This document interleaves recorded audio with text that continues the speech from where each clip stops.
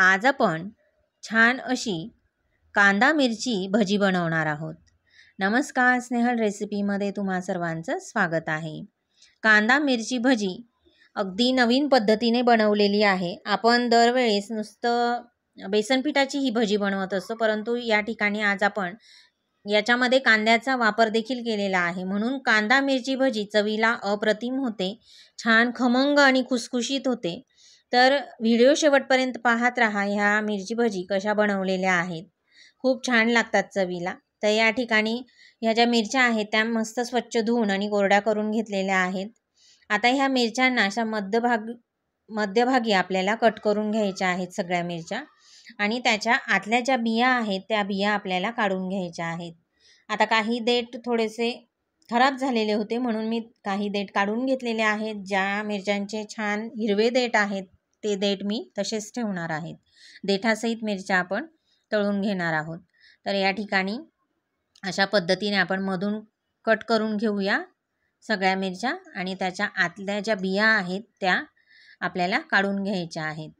जे देठ चांगले आहेत ते तसेच ठेवलेले आहेत। आणि सगळ्या मिरच्या कट करून बिया काढून घेतल्यानंतर आपल्याला याच्यामध्ये मीठ भरायचं आहे आतमध्ये, म्हणजे मिरच्या चवीला खूप छान लागतात। तर एक एक करून सगळ्या मिरच्यांच्या आतल्या बिया काढून घेतल्या, मध्ये कट करून घेतलेल्या आहेत। आता आपल्याला थोडंसं मीठ घेऊन आपल्याला मिरचीला पूर्ण लावून घ्यायचं आहे।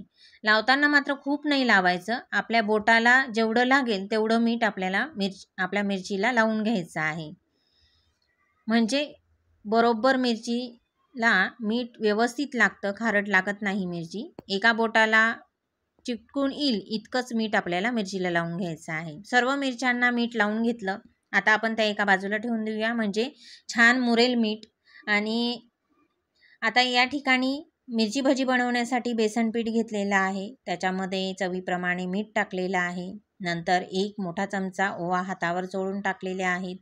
हिंग टाकलेला आहे पाव चमचा, एक मोठा चमचा लसूणची पेस्ट टाकलेली आहे। नंतर एक पाव चमचा हळद टाकलेली आहे। नंतर आता या ठिकाणी एक मोठा कांदा बारीक कट करून तोही घातलेला आहे। आता मिरच्या किती आहेत त्या प्रमाणात बेसन पीठ घ्यायचं आहे, आणि पाणी टाकून आपण छान असं पीठ हे भिजवून घेणार आहोत। मिरची भजी बनवण्यासाठी हे जे पीठ आहे ते खूप घट्टही नाही आणि खूप पातळही नाही, मीडियम असं पीठ भिजवायचं आहे आपल्याला, म्हणजे मिरची भजी जी आहेत ना ती छान खमंग आणि खुसखुशीत होतात। तर या ठिकाणी आपलं पीठ भिजवलं गेलेलं आहे। पीठ भिजवतो तोपर्यंत ह्या मिरच्या छान अशा त्याच्यामध्ये मीठ मुरलेलं आहे तोपर्यंत, किंवा तुम्ही 10 मिनिट ठेवायचं मीठ लावल्यानंतर, म्हणजे मिरची छान लागते चवीला। आणि बघा अशा पद्धतीचं मीडियम पीठ आपल्याला भिजवून घ्यायचं, आणि मिरचीचं देठ धरायचं आणि अशा पद्धतीने पिठामध्ये बुडवून आता ही मिरची आपण तेलामध्ये तळून घेणार आहोत। एका साईडला मी कढईमध्ये तेल गरम करायला ठेवलेलं होतं। तेल चांगलं गरम झालं की मग एक एक मिरची पिठामध्ये बुडवून आता तेलामध्ये सोडून आपण ह्या मिरच्या दोन्ही साईडने मस्त खमंग अशा तळून घेणार आहोत। मिरची आपण ज्यावेळेस पिठामध्ये बुडवतो त्यावेळेस आपण जो कट केलेला भाग असतो त्यातही छान कांदा आणि बेसन पीठ जातं, आणि आतूनही मस्त मिरची शिजते आणि छान लागते चवीला। आणि कांदा टाकल्यामुळे तर ह्या भजींना अप्रतिम चव येते। नक्की तुम्ही अशा पद्धतीने बनवून बघा, तुम्हाला देखील खूप आवडतील। मीडियम ते फास्ट गॅसवर आपल्याला ह्या मिरच्या छान दोन्ही बाजूंनी तळून घ्यायच्या आहेत। तर पहिली बॅच जी आहे मिरच्यांची ती आपण मस्त तळून घेतलेली आहे। दोन्ही बाजूंनी छान असे मिरची तळले गेल्यानंतर आता आपण ह्या मिरच्या काढून घेऊ, आणि अशाच पद्धतीने सगळ्या मिरच्या आपल्याला तळून घ्यायच्या आहेत।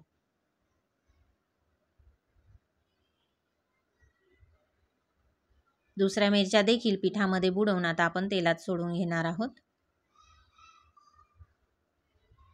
आणि मीडियम ते फास्ट गॅसवर आता ह्या मिरच्या देखील मी दोन्ही बाजूंनी छान अशा खमंग तळून घेतलेल्या आहेत।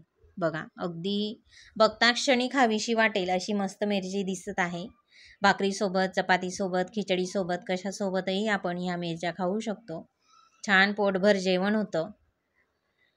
तर या ठिकाणी सगळी मिरची भजी आपली तयार झालेली आहे।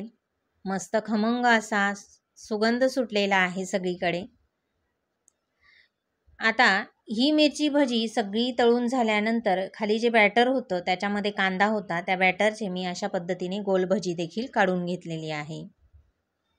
रेसिपी आवडली असेल तर जास्तीत जास्त जणांपर्यंत शेअर करा. पुन्हा भेटूया नवीन रेसिपीमध्ये.